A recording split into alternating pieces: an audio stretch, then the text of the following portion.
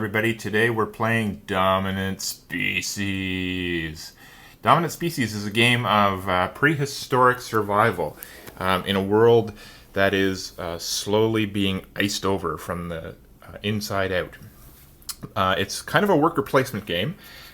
Players are going to be playing a species. So in this two-player game that I've got set up here, we're playing birds, who are yellow, and insects that are green.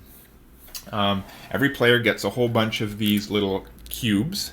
These are your actual species that will be going out onto the board. You'll see I've got a few already out here on tiles. And we've got these cylindrical action pawns.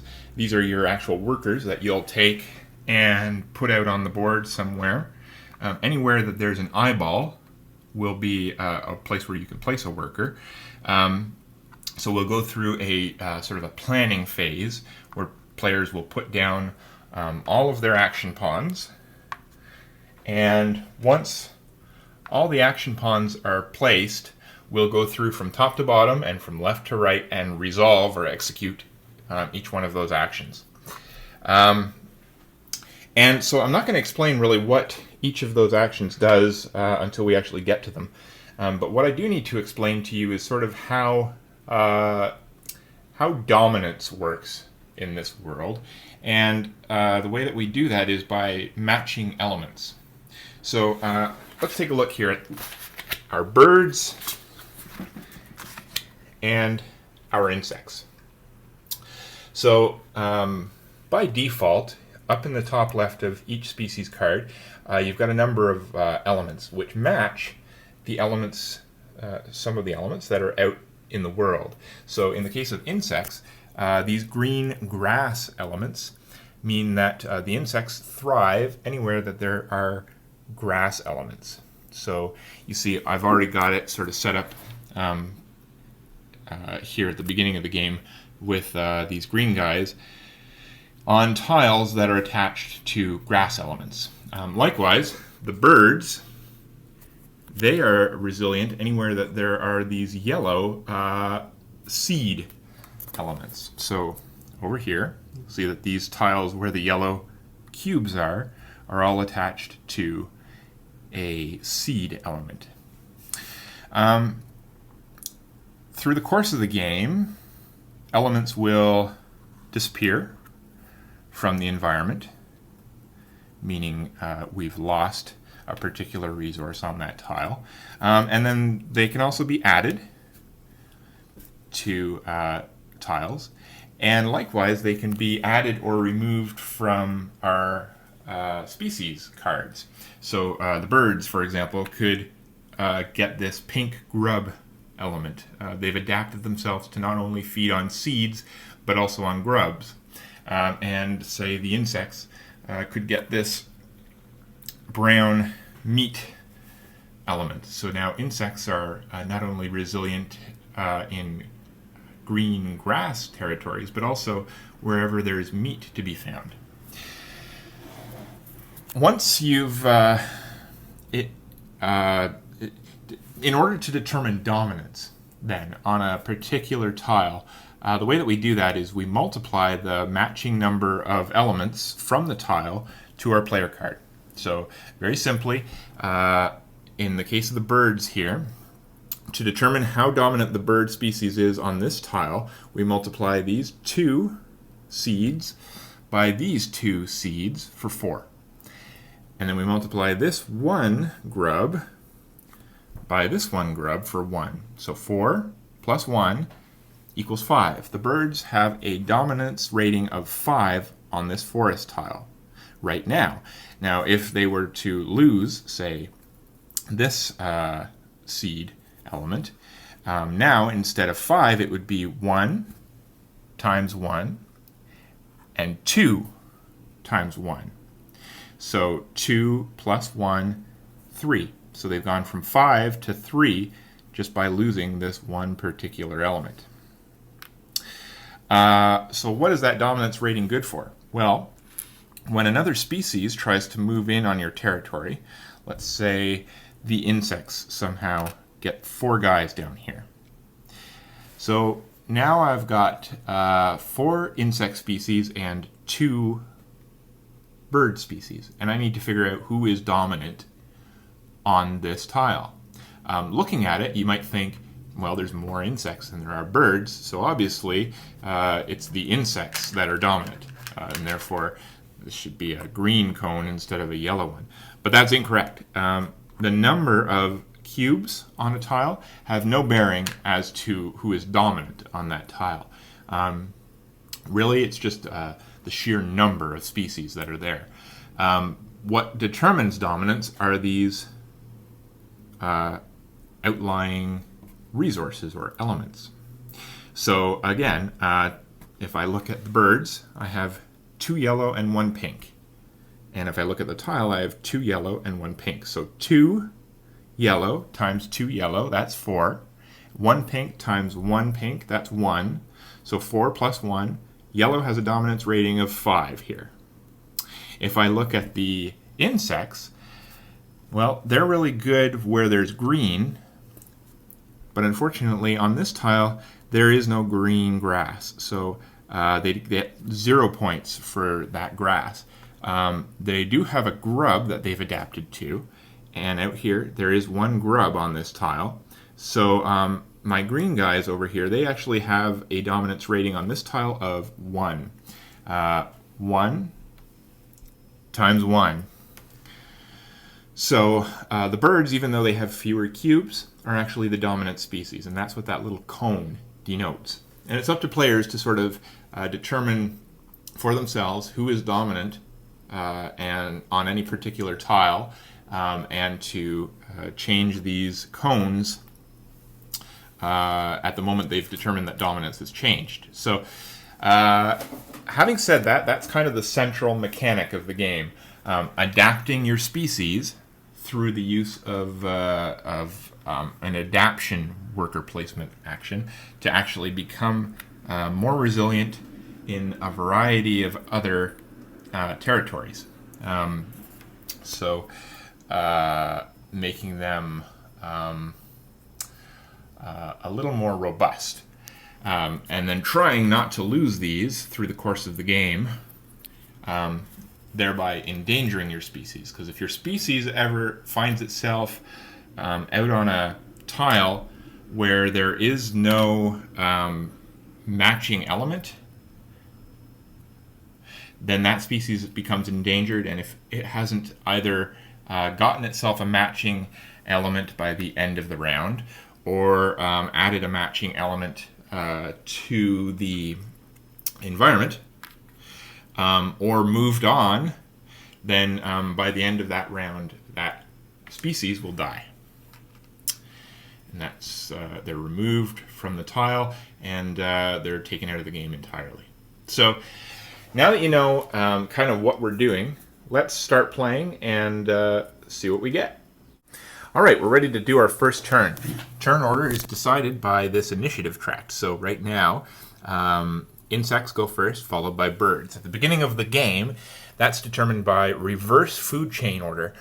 Insects being at the bottom, birds being slightly above them. So insects, they will go first. So an insect player takes their green pawn and decides what they want to do. So in this case, insect's going to say, I'm going to take some of that. Adaptation. Birds are going to want in on that adaptation as well. Insects decide, let's do some abundance.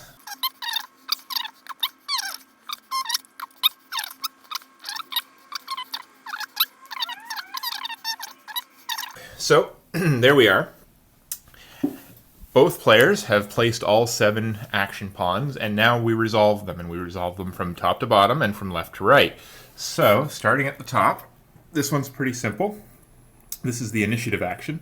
So, the yellow player takes their pawn away, and they take their token and move it 1 to the left. So, in a 2-player game, that just basically means you're toggling back and forth who gets to be the start player. And that could be pretty important. As you see, sometimes there's a space that gives you an additional bonus for choosing it first, and sometimes there's places that only have 1 space. these particular actions are not important in the first and second rounds of the game, but they'll become more important. There's only one space to use them. So becoming first player gets more important, especially later in the game. So next action is this insect adaptation action. So this is going to allow the insect player to take one of these elements and add it to the grass that they already have on their species card. So I'm going to look and say, well, got grass. I want to say I'm going to try and move down this way with the insects. So I want to move into some areas that have grubs and sun and seeds. So let's say I'm going to take the sun token. So now the insects have adapted themselves. They are resilient in areas with grass, and now they can also survive in areas with sun icons. So not only does this allow them to move out of areas that may not have grass and into areas that only have sun, like this tile, it also improves their standing, their dominance value here, where there are some sun tiles. So where this cube might have only been a 2 previously, because I had 2 grass to match this 1, now it's a 2 times plus these 2 times 1 equals 2. So total dominance for a green on this desert tile is now 4, where it was 2 before. So it's improved my dominance here, but it's also allowed me to be a little more adaptive and allowing me to move outside of that tile. Yellow, the birds get to do the same thing. So birds have these seed elements, but I'm going to want to try and move into some new areas, maybe up here where there's some water. So I'm going to take this water element and add that to the birds. So now these are water birds that also eat seeds. And now we move on. Regression, in the first turn there's nothing in the regression box, so we pretty much skip this action in the first turn. As we go, these will move down, and then we'll get to use this regression, so I'll show you that next turn. Abundance. So green has put one of their action pawns there, so green is going to take one of these elements and put them down somewhere on the world. So green just picked up this sun, if you remember, has adapted himself to this sun element. So this would be a good one to throw down somewhere else. So he's going to take this and maybe, knowing that he wants to move into this mountain, I'm going to put that there. So now I'll be a little bit more adapted to the mountain tile here when I ultimately move the insects into it. Yellow is going to do the same thing, but with yellow, really, he wanted that sun. Now he's got to decide what he's going to take instead. So maybe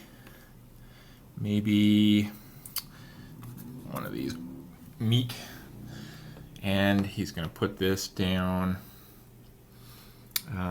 over here. Or, yeah, maybe just over here. Now, I don't have any meat on my bird species, so I'm not adapted to that particular element, but there wasn't any yellow or blue to choose from up there. What I wanted was this sun that the insects took, so that when I moved into this area I'd be a little tougher, but unfortunately the insects got to that first, so I'm left with having to choose that meat element and put it out there. So that's abundance. You're taking elements from here and moving it out onto a corner of any tile, or an intersection of any tile. Next would be wasteland and depletion, which again in the first rounds, these aren't viable options. As we start moving things down in the following rounds, it'll be important to get guys out on these spaces for various reasons that I'll explain to you as we go. Next is glaciation. So glaciation, this action can only be performed once per turn. So there's a queue that gets built up because everyone wants to perform the glaciation action. This turn it's going to be the insects that perform it. And how we do that is we grab one of these tundra tiles. These are the glacier tiles, and we're adding it onto the existing glacier tile, adjacent to that glacier tile, and it's going to start icing over the land. So insects are going to look out here and say, well, I want to glaciate probably where the most birds are. So the way that we do this is we take off everything that's on that tile and put down the tundra, and then only one species can go back. Now, if there were multiple species, it would be one of each. But here, since it's only birds, it's only that one. Because they're the only species there, they're still dominant, so I can keep the cone. But this guy, that got evicted, he's actually out of the game, so take him right out. What that's going to start doing as the game goes on is, as that ice sits there for longer and longer, it's going to start destroying the resources that are attached to that tile. So once we start losing those resources, it's going to make it harder and harder for species to survive out there. You're going to find that on those tundra tiles, species are becoming endangered and dying off unless they can either add some resources to those tiles or move themselves off. So that's the glaciation action, which everybody loves to do. Now, the birds are next in line to perform this glaciation action, but they can't do it until next turn. So next turn, they'll move up. Speciation. So birds have the first one, and they're in areas where there is sun.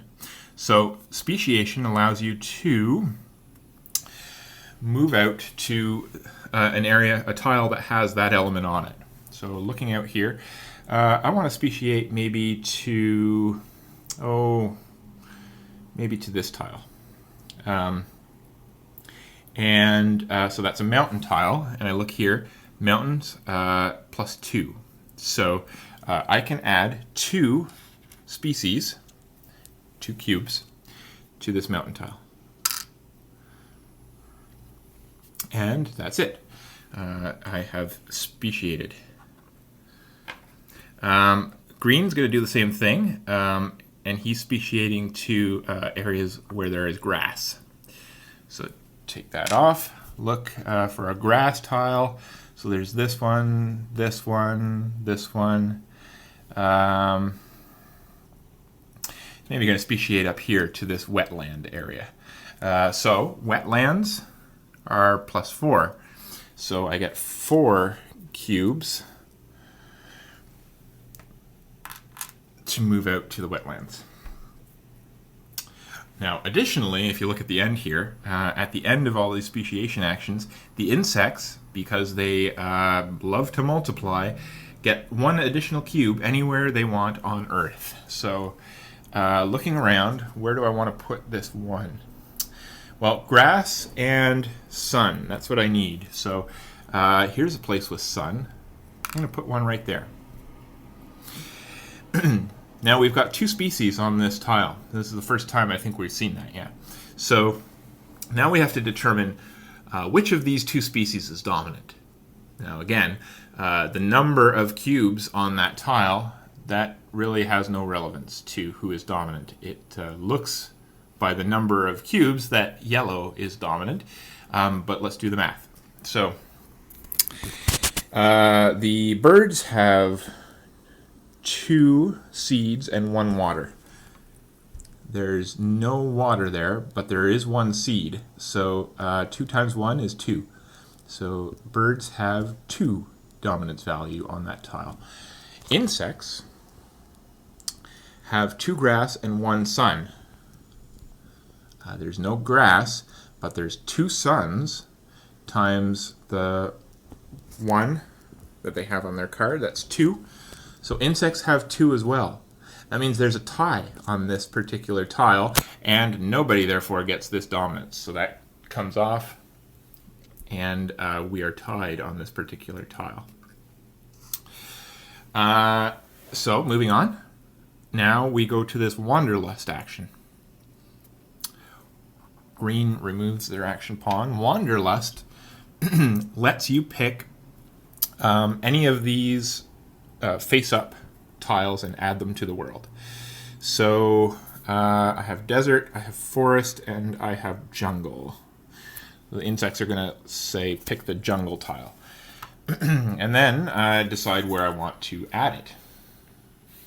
Now, when I'm adding a tile, I want to look to see, you know, where are there good elements that might help me out. So in the case of the insects, again, green and orange suns. So maybe I'll go out here where there's an orange sun that can help me on this particular tile.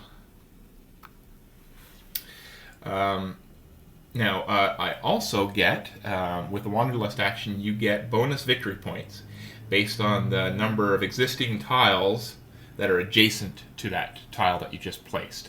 So, because I just placed one next to 2, I look down here, next to 2, I get 3 victory points. So, green gets 3 victory points.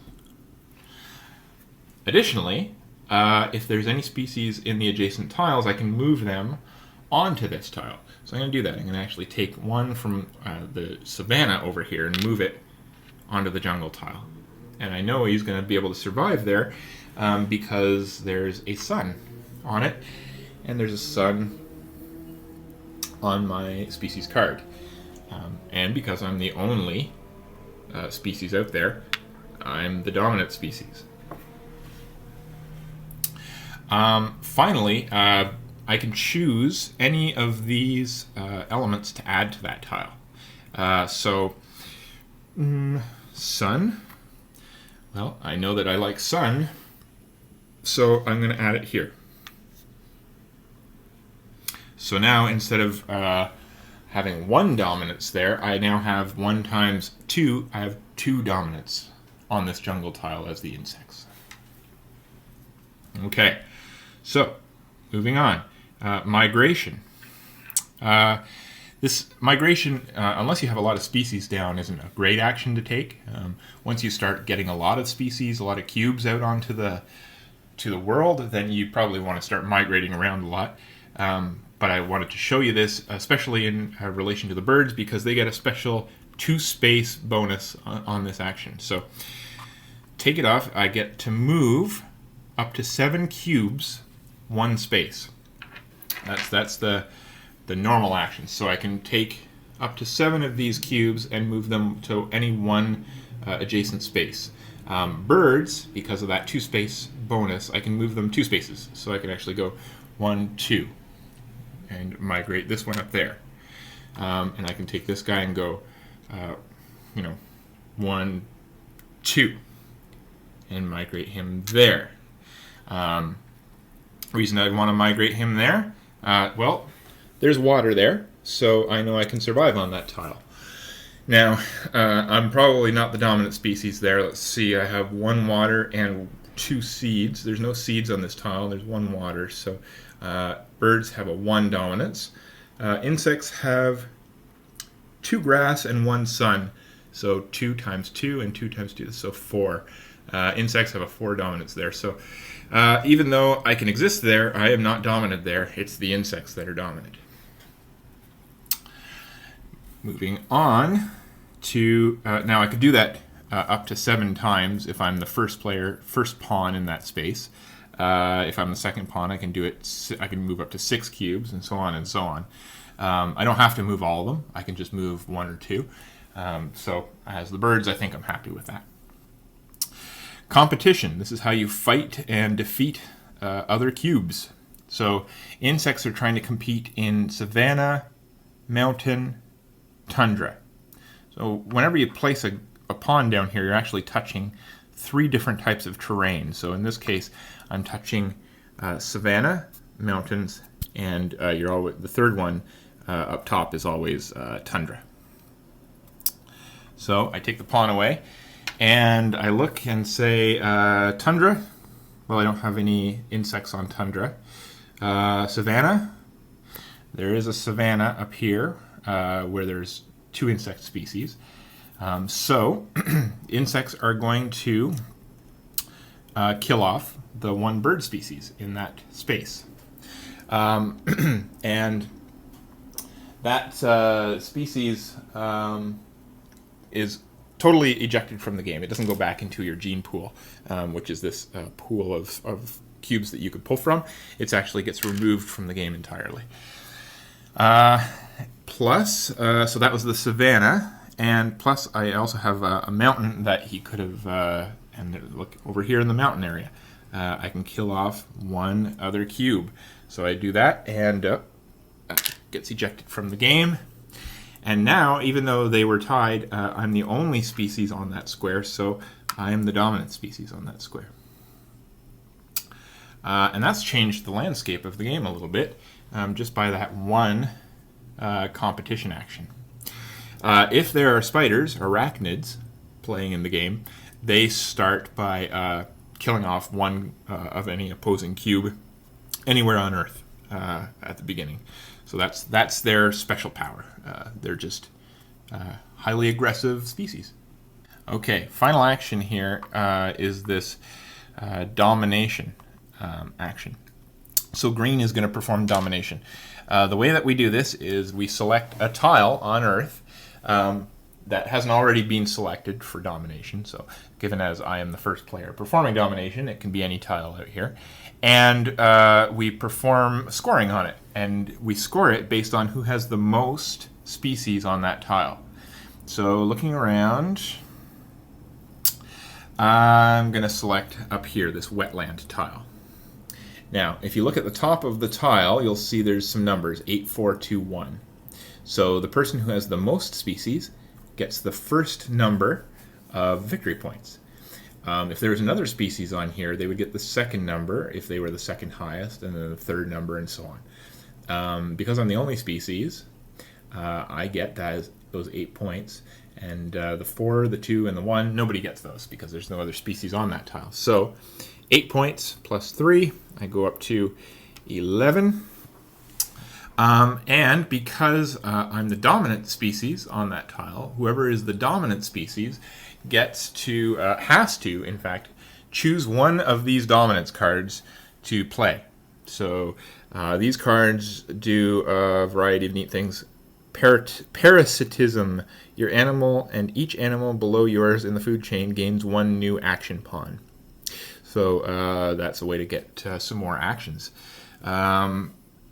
Catastrophe.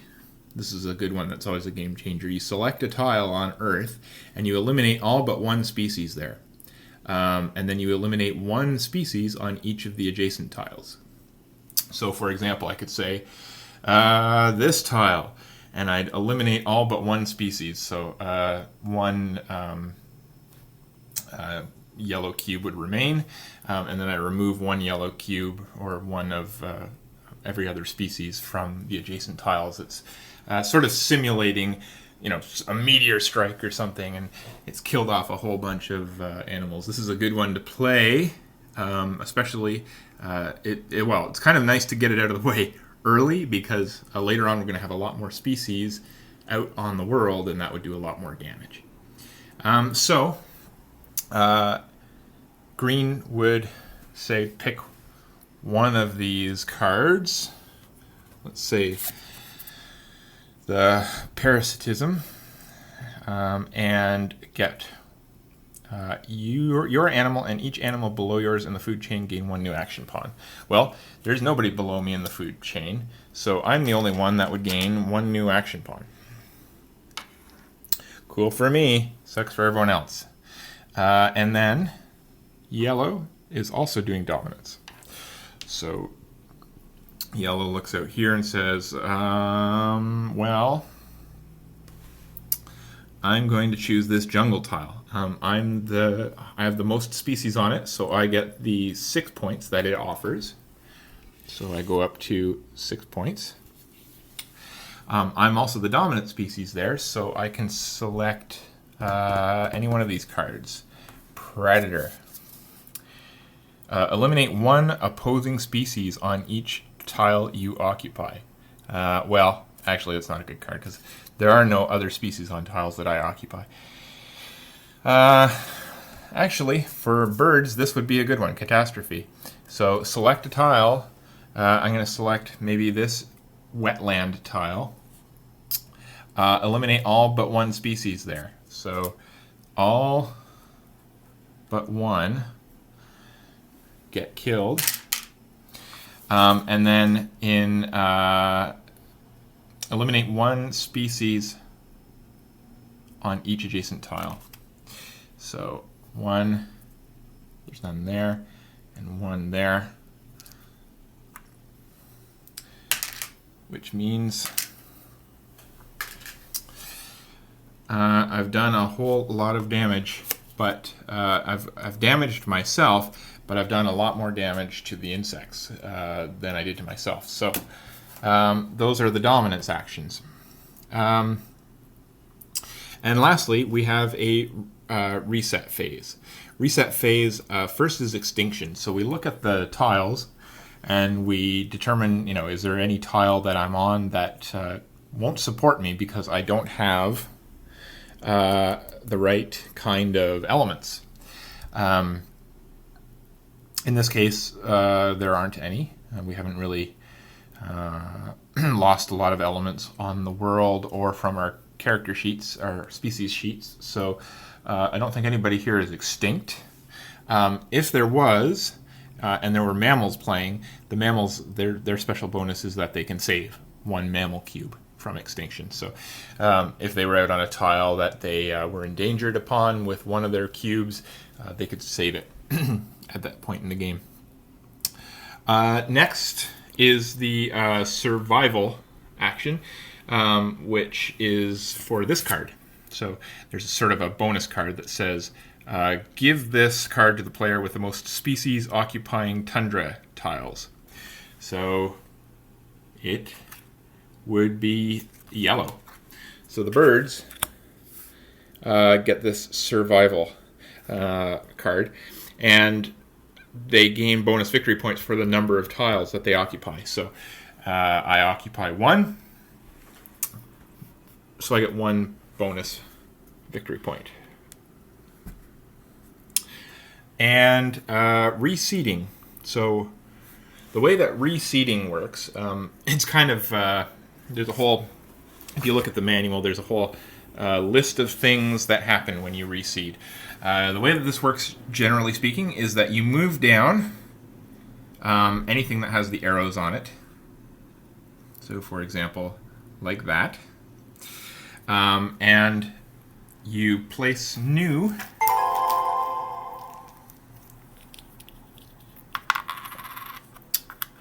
elements on these gray boxes.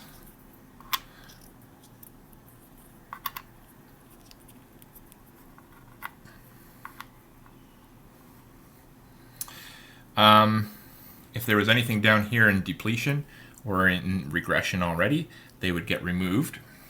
And Wanderlust, you remove these and reach into the bag to grab 4 new ones.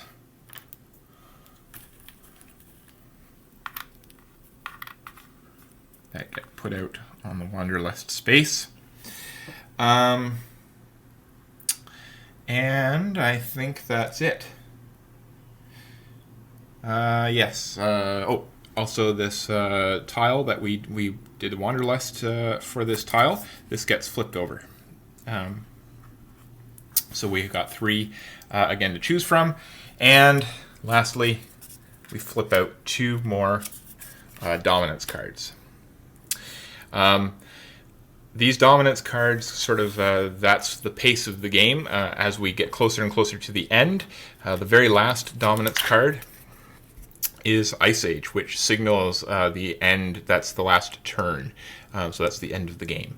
There's a lot more dominance cards than this. I've actually taken 10 of them out for this game to try and shorten it. There's, I think, 25 cards in total. So we're playing here with 15. You can take 5 or 10, or you could probably even take 15 out if you wanted to have a much shorter game. That's up to you.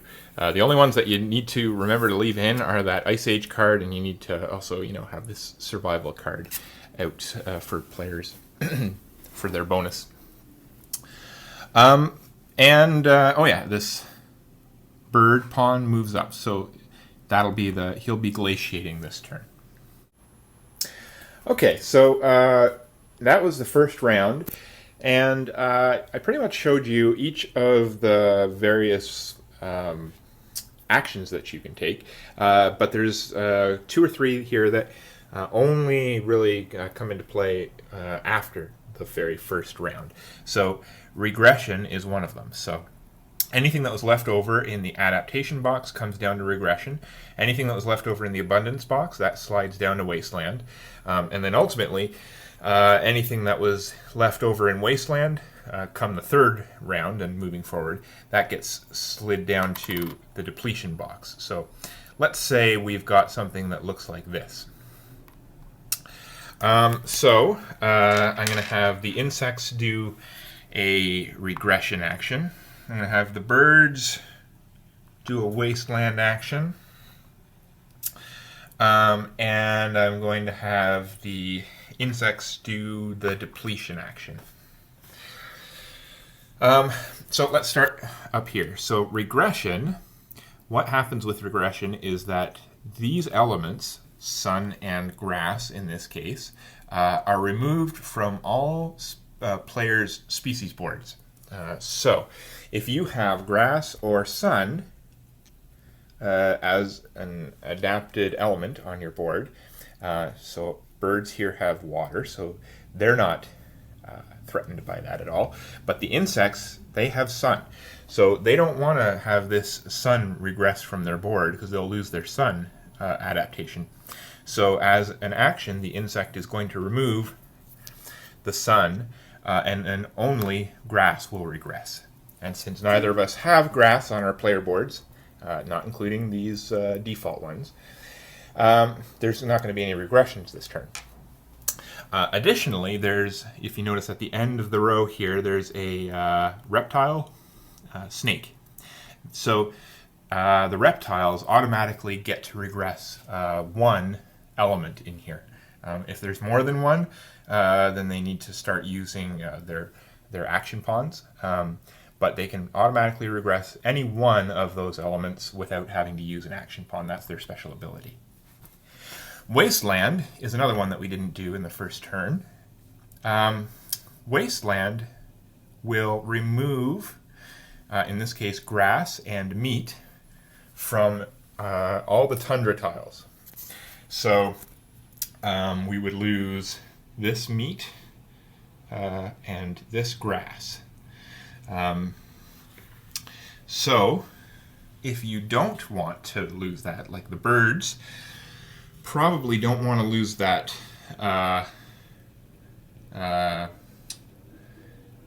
well, let's see. Why would the birds choose that? They probably don't want to lose that meat over here. So they're going to take the meat and they'll leave behind a grass element. So now grass is removed from all the tundra tiles. So this is removed and gone from that tile. So you can see over time, these tundra tiles, this glaciation that's happening, is going to start really affecting the elements that are down on it. It's going to become harder and harder to find the right types of resources, food and seeds and sun and water. All that stuff is going to become scarce on these tundra tiles as this wasteland keeps going. So that was their action. And finally, depletion. Whatever is left over from wasteland, at the end of the round, that gets slid down to the depletion box. You can put an action pawn here, one pawn, and you can deplete any element in that depletion box. You can remove one of those from Earth. So in this case, there's one grub. We're going to take that and remove it from Earth. And that's what depletion does. At the end of the round, anything that's left in depletion gets taken away, and then everything else slides down. Anything that's in regression gets taken away, and everything else slides down. There's some optional 2 and 3 player rules here in the guide. Deal with things like playing multiple animals as a player. So instead of just playing the birds, we play the birds and the reptiles, or whatever. And things like removing cards. It deals with all that sort of thing. Really, I find that the base rules work pretty well. It's nice to play with a couple of animals because you get sort of more variation in the species out here. You just have to be aware that your 2 species are kind of, even though you're controlling them, they are opposing species. And I find that the game can be quite long, and there's sometimes quite a lot of analysis that goes into sort of trying to figure out who is dominant where, and what are the best actions to select, and that kind of slows down the game a little bit too. So using all 25 dominance cards is probably not a good idea unless you've got a group of people who are pretty familiar with the game. Otherwise, I would suggest removing 5 or 10 or even 15 of those dominance cards and shortening the game by doing that. So that's Dominant Species. It is maybe my favorite game ever produced. I like it because it's chaotic, it's cutthroat, it's smart, and I really dig the design of it. I think Chad Jensen, the designer here, has done a fantastic job with Dominant Species, and I suggest you run out and buy yourself a copy right now. Dominant Species.